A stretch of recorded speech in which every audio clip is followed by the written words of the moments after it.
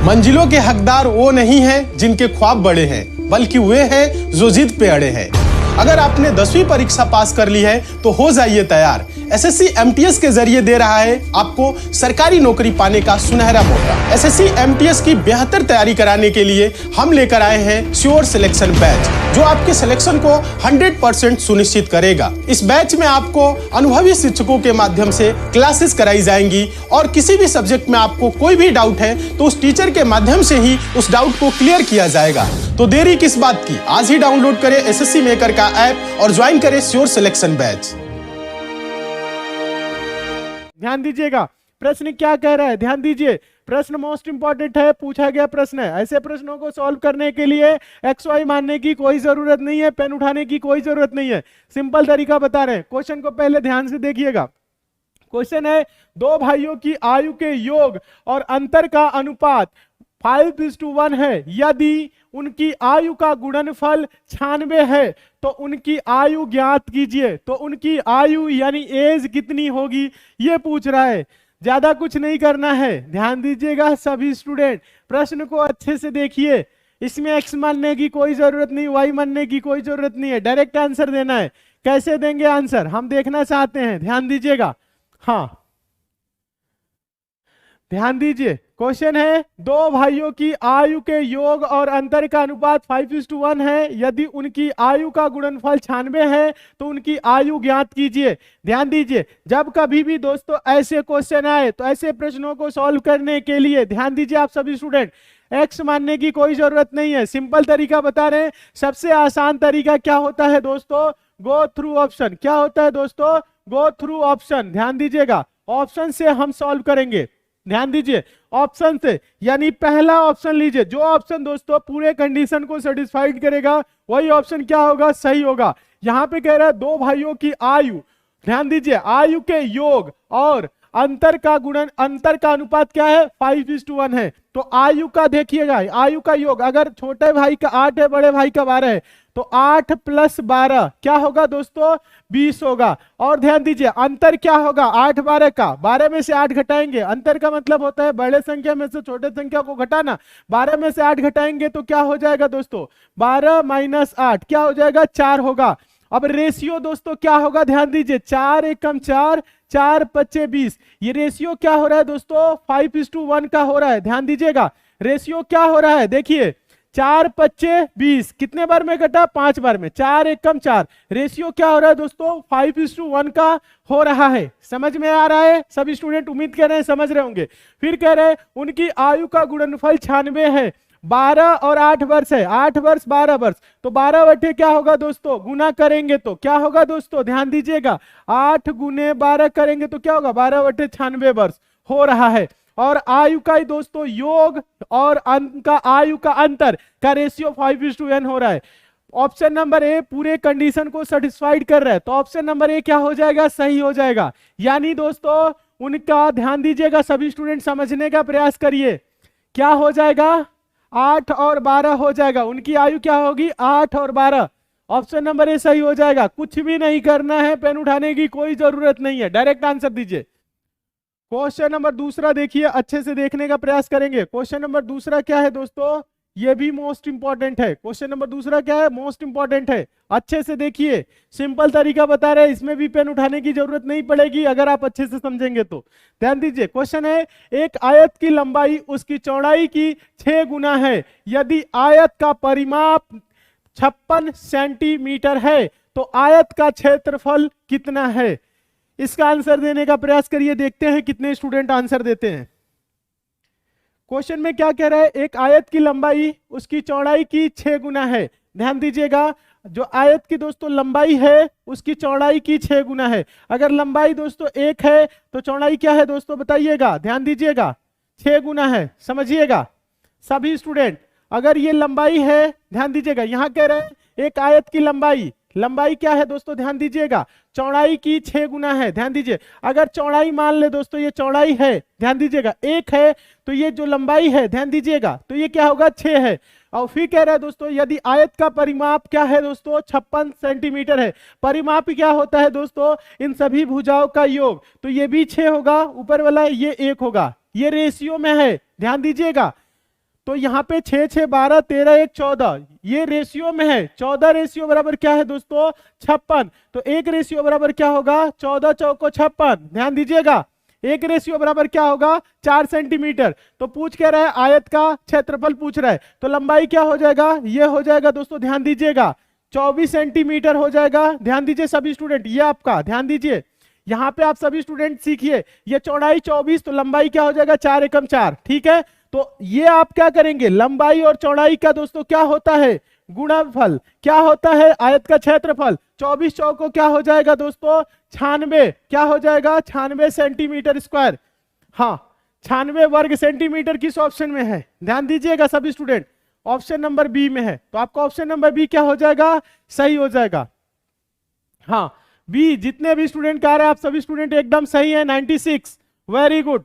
ज्यादा कुछ नहीं करना है दोस्तों, समझिएगा आयत बनाइए या ना बनाइए, यहाँ पे जो रेशियो दिया है क्या दिया है, यहाँ कह रहा है आयत की लंबाई उसकी चौड़ाई की 6 गुना है। ध्यान दीजिएगा लंबाई दोस्तों क्या है, ध्यान दीजिए लंबाई दिया है और चौड़ाई का क्या दिया है रेशियो दोस्तों दिया है। ठीक है, लंबाई और चौड़ाई की रेशियो दिया है, कह रहा है आयत की लंबाई उसकी चौड़ाई की 6 गुना है। चौड़ाई 1 है तो लंबाई क्या है 6 है। ध्यान दीजिएगा आयत की लंबाई उसकी चौड़ाई की 6 गुना है, तो ये 6:1 है, तो 6 1 जोड़ेंगे। ध्यान दीजिए अभी 6 1 नहीं जोड़ेंगे, आयत में क्या होता है दोस्तों 2 लंबाई होता है। ध्यान दीजिएगा 2 लंबाई और 2 चौड़ाई, ऐसे समझिएगा। तो क्या होगा 6 1 7 7 14, 14 रेशियो बराबर दोस्तों क्या है समझने का प्रयास करिए, फिगर सभी समझाए हैं। 14 रेशियो बराबर 56, तो 1 रेशियो बराबर दोस्तों 4 सेंटीमीटर। ध्यान दीजिएगा तो क्या पूछ रहा है क्षेत्रफल पूछ रहा है, लंबाई गुणे चौड़ाई। ध्यान दीजिएगा तो ये 4 छक्के 24, ये 4 एकम 4, 24 चौको क्या होगा 96 होगा, 96 वर्ग सेंटीमीटर, ऑप्शन नंबर बी। हाँ इसमें ज्यादा कुछ नहीं है, बस फिगर आप लोगों को इसलिए बनाए ताकि आप लोग समझ सके। बहुत अच्छे, वेरी गुड, उम्मीद करते हैं सभी स्टूडेंट समझ रहे होंगे। समझिए समझ में आया कि नहीं, एक बार सभी स्टूडेंट कमेंट करके बताइए। बहुत अच्छे, हाँ वेरी गुड, जितने भी स्टूडेंट का 96 वर्ग सेंटीमीटर आंसर है आप सभी स्टूडेंट एकदम सही है, बहुत अच्छे। चलिए नेक्स्ट क्वेश्चन की ओर चलते हैं। अगला क्वेश्चन आप लोग देखिएगा, हाँ, ये क्वेश्चन देखिए तो इसका आंसर दीजिए। इसमें कुछ नहीं करना है, इसके लिए हम आपको शॉर्ट ट्रिक भी बताए हैं, इसे एक बार सॉल्व करिए। तो क्वेश्चन नंबर 3 है 300 ग्राम चीनी के घोल में 40% चीनी है, इसमें कितनी चीनी और मिलाई जानी चाहिए जिससे वह इस घोल में 50% हो जाए, यानी चीनी की मात्रा क्या हो जाए 50% हो जाए। 40% चीनी है, कह रहा और कितनी चीनी मिला दे कि चीनी की मात्रा 50% हो जाए। टोटल मिश्रण का मात्रा कितना है दोस्तों, टोटल कितने ग्राम का मिश्रण है 300 ग्राम का है, ज्यादा कुछ नहीं करना है। चीनी इसमें क्या है दोस्तों 40% है, और हमें क्या करना है चीनी की मात्रा कितना करना है 50% करना है, कह रहे कितनी मिलाई जाए। ध्यान दीजिएगा सभी स्टूडेंट, टोटल कितना है 300 है, 40 से क्या करना है 50, इन दोनों का अंतर क्या होगा दोस्तों 10 गुने 10 बटा में क्या लिखते हैं 100 माइनस मिश्रण में नई मात्रा, 100 में से 50 घटा के बटे में लिख दीजिए। कुछ नहीं करना है, 0 से 0 कैंसिल, 5 6 के 30 60, मिलाई जाने वाली चीनी की मात्रा दोस्तों क्या होगी 60 ग्राम। क्या होगी दोस्तों 60 ग्राम। किस ऑप्शन में है, ऑप्शन नंबर सी में। समझिए सीखिए सभी स्टूडेंट, देखिए जितने भी स्टूडेंट का 60 ग्राम आंसर आया है ऑप्शन नंबर सी, आप सभी स्टूडेंट एकदम सही है, बहुत अच्छे बहुत अच्छे, वेरी गुड। जितने भी स्टूडेंट का ऑप्शन नंबर सी आया है आप सभी स्टूडेंट एकदम सही है। हाँ कितना ग्राम होगा 60 ग्राम, एकदम सही।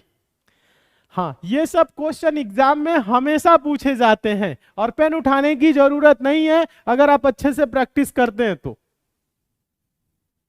हाँ एक बार सभी स्टूडेंट कमेंट करके बताइए क्वेश्चन समझ में आया कि नहीं। समझ में आया तो यस कमेंट करिए, फिर नेक्स्ट क्वेश्चन की ओर चलेंगे, जल्दी से कमेंट करिए। ध्यान दीजिए चौथा क्वेश्चन है, चौथा क्वेश्चन देखिए तो क्या है, एक रेलगाड़ी 80 किलोमीटर प्रति घंटा की रफ्तार से चलती है, यदि रेलगाड़ी की लंबाई 400 मीटर है तो वह एक बिजली के खंभे को पार करने में कितना समय लेगी। ध्यान दीजिए किस रफ्तार से चलती है? चाल क्या है दोस्तों? 80 किलोमीटर प्रति घंटा। लंबाई क्या है? 400 मीटर। और समय पूछ रहा है और समय सेकंड में है, ध्यान दीजिएगा। तो ये किलोमीटर प्रति घंटा है ना, तो इसको क्या करेंगे? मीटर पर सेकंड में बदलेंगे। ध्यान दीजिए, पहले तो ये आपको बेसिक फॉर्मूला पता होना चाहिए दोस्तों। चाल बराबर क्या होता है? चाल बराबर होता है दूरी बटा समय। ध्यान दीजिए, दूरी बटा समय, ये आप सबको पता होगा। अगर समय यहां ला दे तो समय बराबर दोस्तों क्या होगा? समय बराबर क्या होगा? दूरी बटा चाल। यही होता है ना, सभी स्टूडेंट को पता होना चाहिए। हाँ, और दूरी बराबर क्या होगा? चाल गुणे समय। इसी बेस फॉर्मूले से सभी फॉर्मूले बनते हैं, ये सब पता होगा। बहुत अच्छे, कुछ स्टूडेंट आंसर दे रहे हैं, बहुत अच्छे। ध्यान दीजिए, तो आपको ज्यादा कुछ करने की जरूरत नहीं है, हम आपको बता रहे हैं आसान तरीका। समझिए, पहले क्या करिए दोस्तों, ध्यान दीजिए। रेलगाड़ी की जो चाल है किलोमीटर प्रति घंटा में है, इसको मीटर पर सेकंड में बदलेंगे। तो मीटर पर सेकंड में बदलने के लिए दोस्तों ध्यान दीजिएगा, 400 को क्या करेंगे? 5 बटा, ध्यान दीजिएगा सभी स्टूडेंट। हाँ, यहां पे ध्यान दीजिए, क्या है दोस्तों? यहां पे पहले देखिए 80 क्या है? 80 किलोमीटर प्रति घंटा है इसकी चाल, ठीक है। तो इसको 80 को दोस्तों मीटर पर सेकंड में बदलने के लिए 5 बटा 18 से गुना करेंगे। तो 8 × 40 यानी कि 400 बटा 18 क्या हो जाएगा? मीटर पर सेकंड हो जाएगा। ये 80 किलोमीटर प्रति घंटा, ठीक है। 80 किलोमीटर प्रति घंटा, ये क्या हो गया? 418 मीटर पर सेकंड हो गया। समझ में आ गया? अब देखिए, समय बताना है, समय बराबर दूरी बटा चाल। ध्यान दीजिए, जो रेलगाड़ी की लंबाई है दोस्तों, यही दूरी होगी बिजली को खंभे के पार करने के लिए। दूरी क्या रहेगी? जो रेलगाड़ी की लंबाई है, यानी 400 हो जाएगा। और चाल क्या है दोस्तों? 400 बटा 18, ध्यान दीजिएगा, 400 बटा क्या है? 18 मीटर पर सेकंड। तो ये 18 बटा में है दोस्तों, ये क्या आ जाएगा? इधर आ जाएगा, ऊपर आके गुने में हो जाएगा, और यहां से क्या होगा? ये हट जाएगा, ठीक है। हम डायरेक्ट कर रहे हैं, समझने का आप सब स्टूडेंट प्रयास करिए। हो गया? अब कुछ नहीं करना है, 400 से 400 कट जाएगा, बराबर में क्या होगा? 18 सेकंड। क्या हो जाएगा? 18 सेकंड आंसर आ जाएगा। किस ऑप्शन में है? ऑप्शन नंबर सी में है। ऑप्शन नंबर सी क्या हो जाएगा? सही हो जाएगा। हाँ, वेरी गुड। जितने भी स्टूडेंट का ऑप्शन नंबर सी आ रहा है, आप सभी स्टूडेंट एकदम सही है, 18 सेकंड। बहुत अच्छे, वेरी गुड, एकदम सही। जितने भी स्टूडेंट का ऑप्शन नंबर सी आ रहा है, आप सभी स्टूडेंट सही है। बस आप यहाँ पे थोड़ा सा सीखिएगा, किलोमीटर प्रति घंटा में चालता, इसको क्या किए? मीटर पर सेकंड में बदले, 5 बटा 18 से गुना करके। मीटर पर सेकंड में होगा, किलोमीटर प्रति घंटा में बदलना हो तो इसी को पलट दीजिए, यानी 18 बटा 5 से गुना करेंगे, ठीक है। सभी स्टूडेंट समझ रहे हैं, बहुत अच्छे, एकदम सही। कुछ स्टूडेंट पहले ही आंसर दिए थे। हाँ, आप सभी स्टूडेंट सही है, जितने भी स्टूडेंट का ऑप्शन नंबर सी आया है, ठीक है। बहुत से स्टूडेंट करते हैं कमेंट, सर 6 घंटे हम नहीं पढ़ पाते हैं। तो 6 घंटे नहीं पढ़ पाते हैं तो आने वाले टाइम में आप 12 घंटे मेहनत करने के लिए तैयार रहिए, क्योंकि फैक्ट्री में आपको 12 घंटे से कोई कम के लिए रखेगा भी नहीं, और ओवर टाइम लगा देगा तो 18 घंटे हो जाएगा। फिर आपकी हालत खराब हो जाएगी, फिर उसके बाद से आपकी उम्र निकल गई होगी, और उसके बाद से आप पछताएंगे, काश हम 6 घंटा पढ़ लिए होते, उसके बाद से जीवन भर आराम करते। अगर आज के टाइम 6 घंटा नहीं पढ़ रहे हैं तो 12 घंटा 18 घंटा आने वाले टाइम में बुढ़ापे में काम करने के लिए आप लोग तैयार रहिएगा। ये बात 100% सत्य है, ठीक है। तो पढ़ाई करिए ताकि आने वाला जो समय है बेहतरीन हो, शानदार हो, क्योंकि इस समय मेहनत करेंगे कुछ नहीं समझ में आएगा, लेकिन बुढ़ापे में मेहनत करेंगे तो बहुत दर्द होगा और बहुत समझ में आएगा, फिर बोलेंगे कि बात तो सही है।